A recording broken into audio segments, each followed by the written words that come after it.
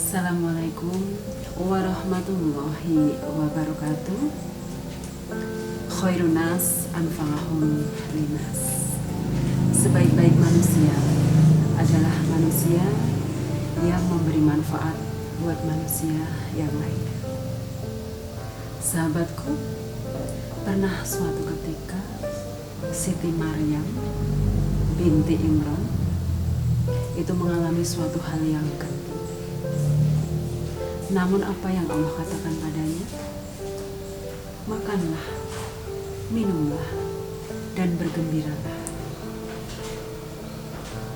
Sahabatku, ketika kita bergelimang dosa, apa yang Allah katakan dalam firman-Nya kepada kita? Janganlah engkau berputus asa dari rahmat dan kasih sayangku. Dalam suatu hadis qudsi, Allah juga berfirman, mintalah ampunan kepadaku, maka aku akan mengampuni. Suatu ketika, Nabi Shu'aib berkata kepada Nabi Musa, wahai Musa, janganlah engkau bersedih.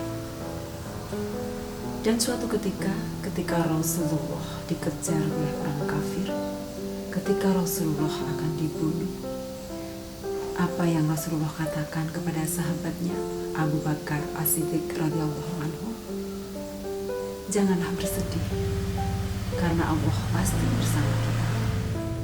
Sahabatku, pernah suatu ketika ada segerombolan jundullah atau prajurit Allah yang berupa wabah penyakit ganas, yaitu taun yang masuk ke kota Damaskus, Syria. Dan kebetulan bertemu dengan salah satu waliullah. Kemudian terjadi dialog singkat di antara keduanya. Tanya waliullah, wahai sekelompok wabah taun, hendak kemanakah engkau? Kemudian jawab sekelompok wabah taun itu, kami diperintahkan oleh Allah untuk memasuki kota Damaskus, Syria selama 2 tahun. Lalu sang waliullah itu bertanya kembali, akan memakan berapa korban jiwa nantinya engkau di sana?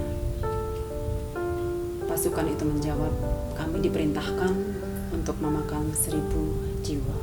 Lalu 2 tahun kemudian sang waliullah itu bertemu kembali dengan sekelompok wabah taun itu dan menanyakan kembali,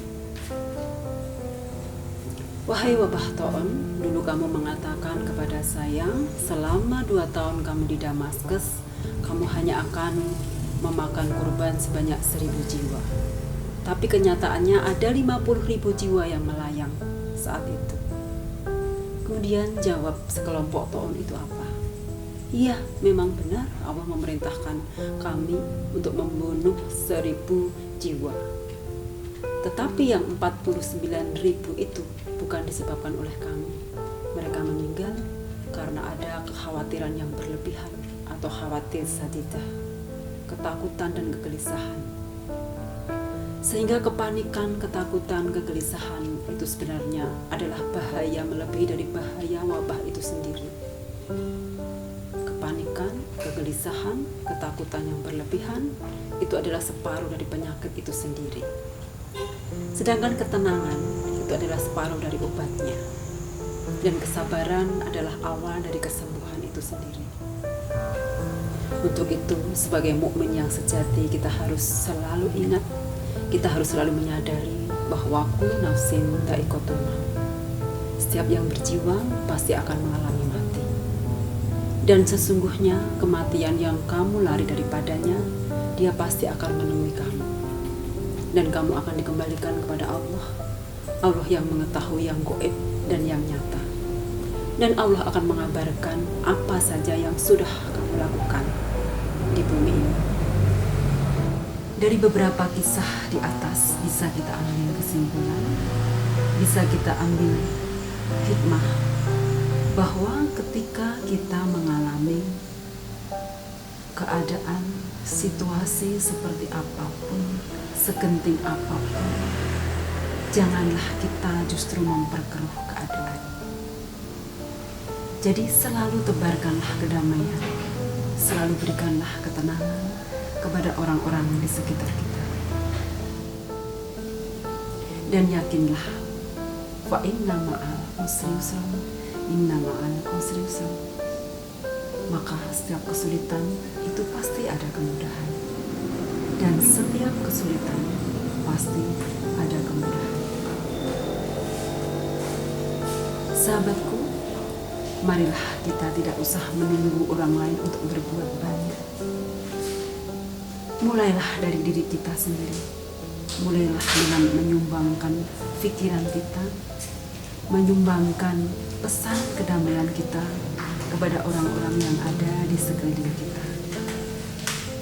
Dengan adanya wabah COVID-19 ini, kita bisa mengambil banyak sekali pelajaran darinya. Bahwa sesama muslim itu adalah saling menguatkan. Ketika pintu sekolah sudah ditutup, pintu-pintu universitas sudah ditutup, bahkan pintu-pintu masjid pun ditutup, ada satu pintu yang Allah tidak akan pernah menutupnya, yaitu pintu taubat.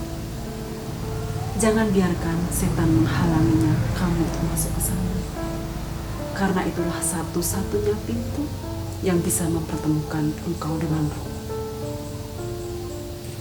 Baiklah sahabatku, sekali lagi kita mulai dari diri kita. Marilah kita mulai berbuat untuk kebaikan saudara-saudara kita dengan cara menebarkan ketenangan. Itu yang bisa saya sampaikan kepada para sahabat semuanya. Terima kasih. Wabillahi taufiq wal hidayah. Wassalamualaikum warahmatullahi